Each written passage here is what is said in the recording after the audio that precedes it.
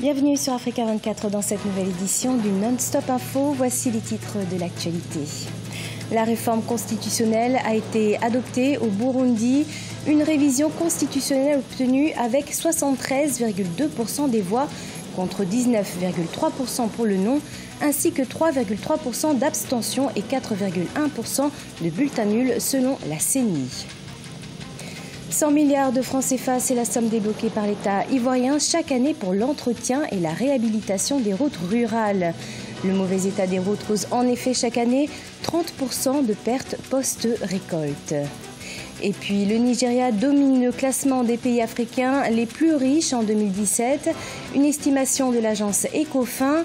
Quels sont les atouts qui permettent à ce pays de surclasser les autres économies d'Afrique de l'Ouest?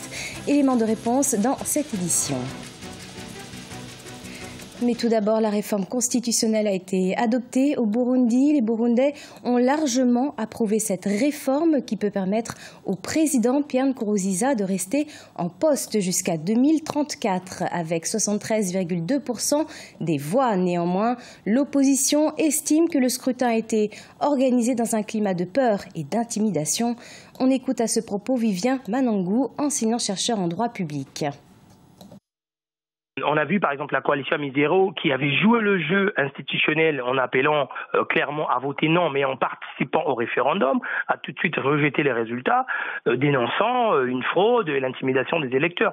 Donc d'une certaine manière, le pouvoir de M. Nkurunziza a préféré jouer l'isolement en organisant un référendum tenu de bout en bout pour d'une certaine manière se maintenir au pouvoir ad vitam aeternam.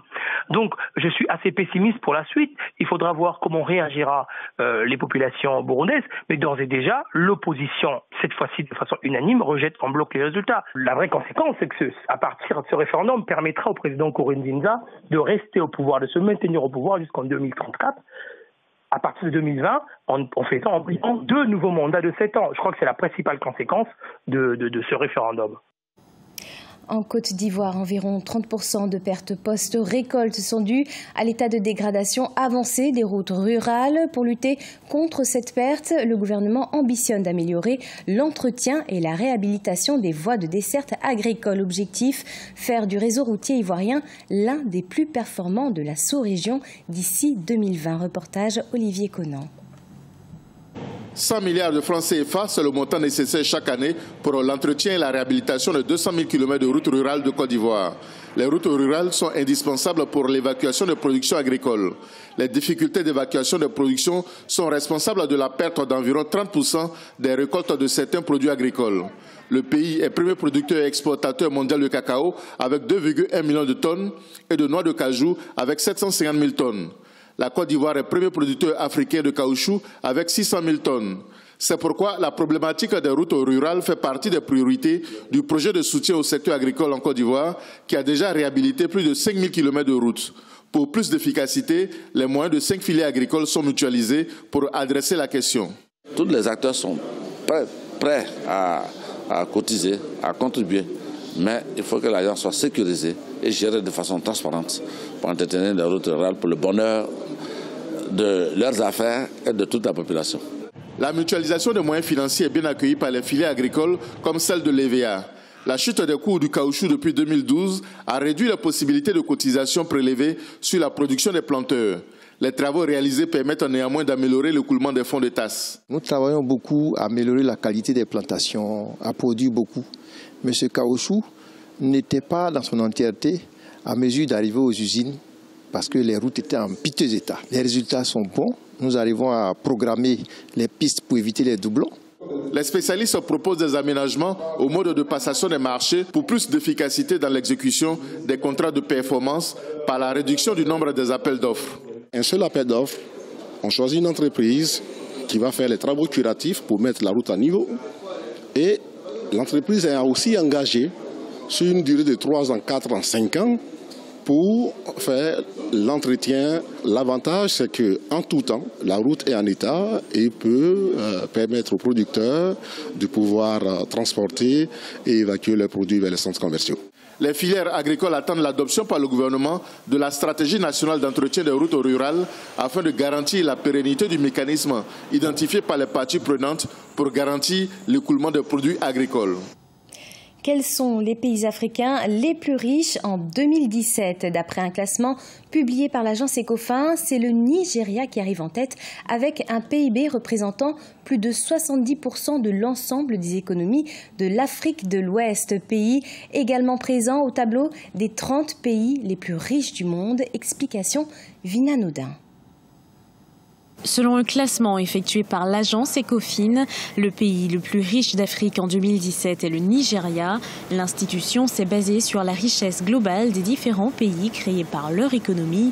En s'appuyant sur les données de la Banque africaine de développement, le Nigeria trône en première position, principalement grâce à sa production pétrolière. Son PIB représente plus de 72% de l'ensemble des économies de l'Afrique de l'Ouest. Ils ont diversifié leur économie.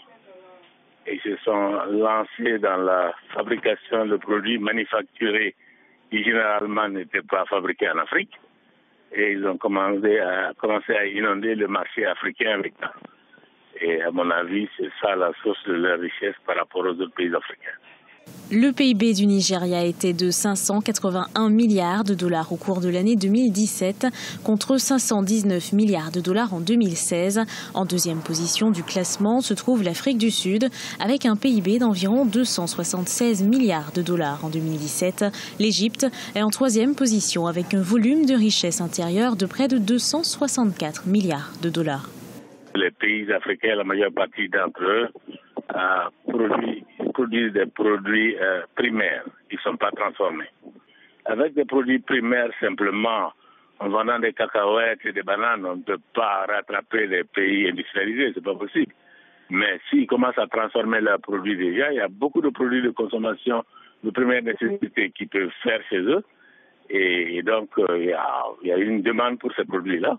Et s'ils se mettent à faire la transformation des produits, c'est-à-dire lancer la base de leur industrialisation, je pense qu'ils vont pouvoir booster leur économie. L'Algérie figure également parmi les premiers du classement avec un PIB de 170 milliards de dollars en 2017. S'ensuit le Soudan avec un PIB de 124 milliards de dollars. Malgré le dynamisme de son économie, le Maroc se retrouve à la 6e place avec un volume d'activité à 121 milliards de dollars. La République démocratique du Congo se prépare à accueillir en septembre 2018 la deuxième édition du défilé de mode Toza Fier. Nous sommes fiers en Lingala, une initiative qui fait des personnes vivant avec un handicap de véritables mannequins professionnels. À noter que le casting a débuté ce 18 mai 2018. Reportage Jacques Amboka, notre correspondant sur place. Faire des personnes vivant avec handicap des mannequins professionnels.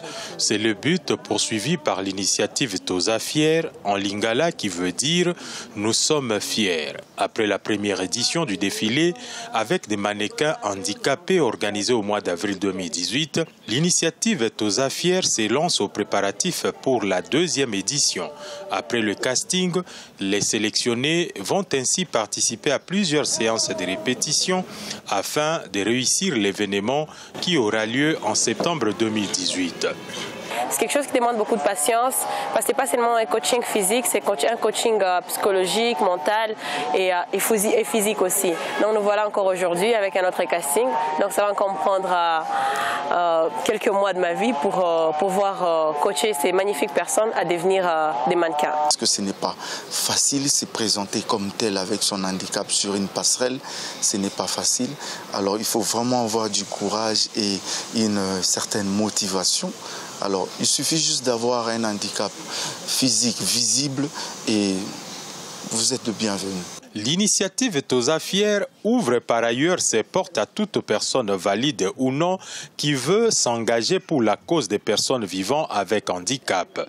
Pour les concernés qui sont de plus en plus stigmatisés et méprisés, l'initiative Toza Fier est une opportunité qui va leur permettre, dans une société qui les expose, de se décomplexer.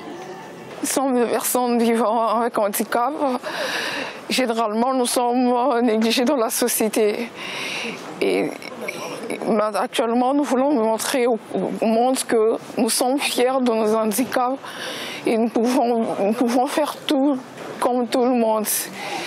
Nous pouvons aussi nous intéresser à la mode, raison de notre présence dans Toza Fière.